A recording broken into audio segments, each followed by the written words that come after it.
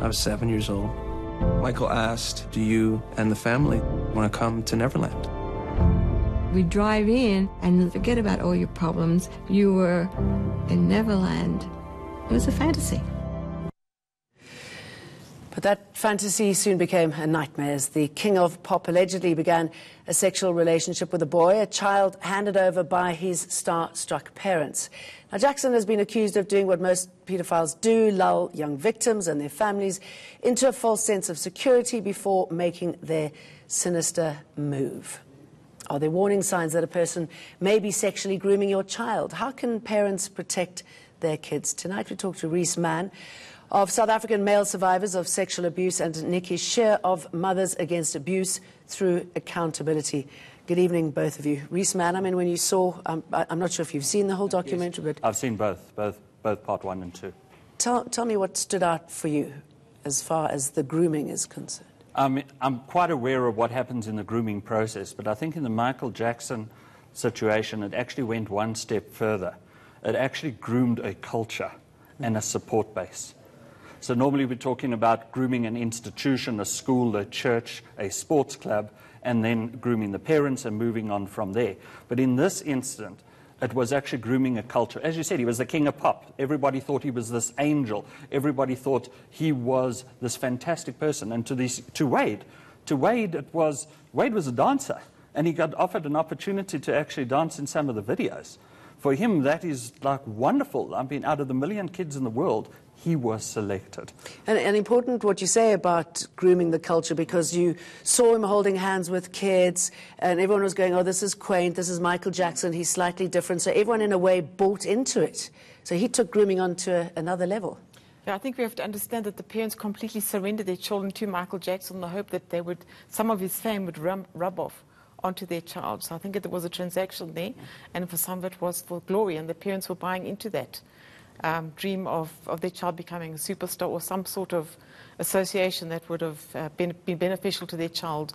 And if you've groomed a culture, I mean, I guess it permeates pretty quickly, doesn't it? So for a lot of people who might not think it's acceptable, it might not be Michael Jackson, lots of others, they'd give the go-ahead.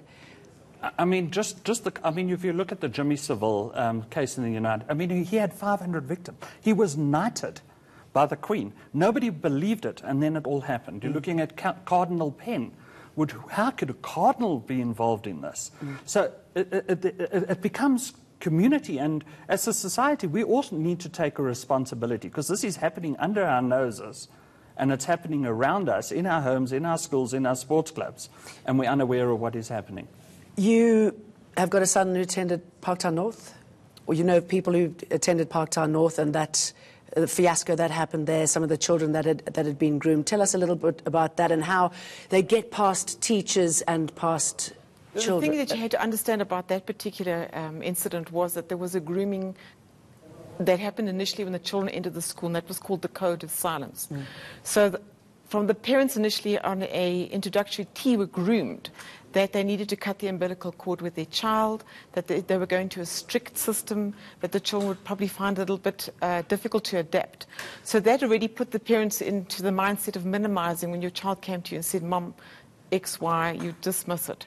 And then what came out from the investigation was the brutality of the initiation for the grade 8s, where they installed, through trauma bonding and fear, a code of silence. So under that grooming, which was the parents and all of the boys, blanket grooming, the paedophile came in and used that grooming process to his own advantage and took it further.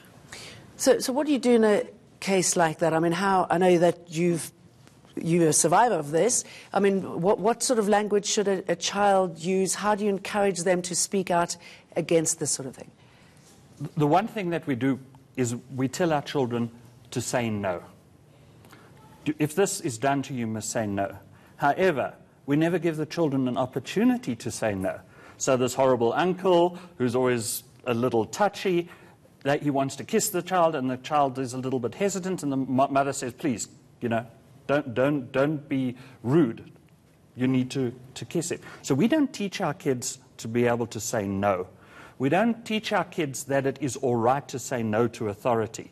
So parents always saying respect authority, and the boundaries that like in my case, when those boundaries were broken, I got to a point where I thought there was no return. That was my perception, that if I went back to my parents and all of that, I had already broken 101 other rules. Forget about the abuse, but I had broken 101 other rules. So it's very important for parents to actually have a look out and say, if somebody is giving your child more attention than you, let's flag it. And how close was this person to you? This was a teacher and a rugby coach. The school thought he was brilliant. My parents thought he was great because he was giving me extra Afrikaans lessons. So I was given special attention. I was isolated from everybody else. And in much the same, and then the grooming takes place. You're moving those boundaries and you're moving that taboo a little further and a little further until you get to a point where there is a point of no return. I mean, you hear that also with Bob Hewitt's victims. I mean, same sort of thing. You're made to feel fantastic and the parents buy into it. Do you think it's easier to listen to girls than boys, possibly, when they tell you stories, if they have the courage to tell the story? I think that because what happens is the grooming process muddies the water in terms of did the child give consent. And because the paedophile works the child and the child buys into what's happening and is consensual to a certain point. Does that matter at the end? It matters because the child then feels responsible. That I initiated, I enjoyed it, therefore I'm at fault. Keep quiet. And it muddies that consensual, did I consent or not? And I think that children get to that point where they're too scared to speak out because they actually went along with part of it. They will always be the victim, but they sometimes enjoyed some of it. So that holds them back. And also there's a very difficult, in terms of language, how do you express that somebody touches me and I feel funny? And especially younger children, there's no language, there's no terminology for them to actually say that the touch may feel nice, but my intuition is giving me a bad feel. And how do they, as younger children, come to you and make it something that you can understand, that sets up a red flag? And I think that's the difficulty of it. But in boys as well, there's another dimension comes in, is the definition of how males are defined, their masculinity, that hyper-masculinity, the toxic masculinity, that everybody says is the woman is only a victim. Toxic masculinity is affecting young boys because they cannot speak out. And if they do speak out, they're considered not as masculine as what is defined by society.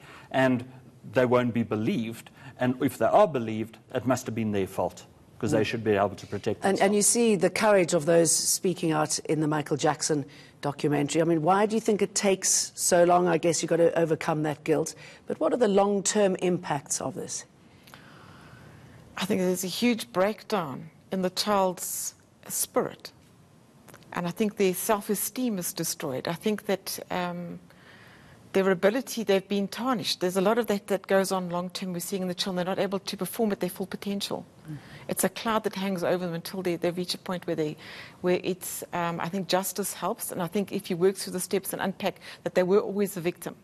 And I think when you hear victims speaking, they say that their body portrays them. Because sometimes they enjoy the touch. Their spirit or their conscience is telling them that this is not right, but the body portrays them, and that's a fact that most victims speak about. And that it becomes difficult for them to understand, to proportion blame accordingly who was at fault. And I think that needs to be unpacked, to understand they were always the victim. And the abuser, I mean, what drives them to play this whole game? I mean, what's the thrill? I mean, there's normally always starts off with a power differential. And they start off by actually in their own mind, they're denying to themselves what they're doing is wrong. And then they start trivializing what the victim is experiencing. And then they're starting to take it as norm.